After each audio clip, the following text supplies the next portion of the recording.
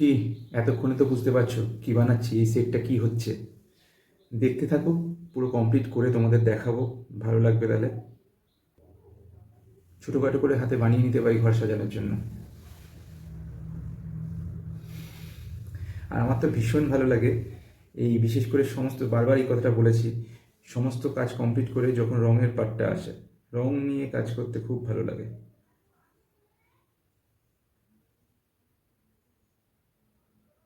ইচ্ছা মতো তুলির টান দিয়ে যাও। দেখো তো কেমন লাগছে। একটা তো রেডি হয়ে গেল, একটা রেডি হয়ে গেছে, এখনও তিনটে বাকি আছে। তিনটে করবো যখন, তখন পুরো সেট কমপ্লিট হবে।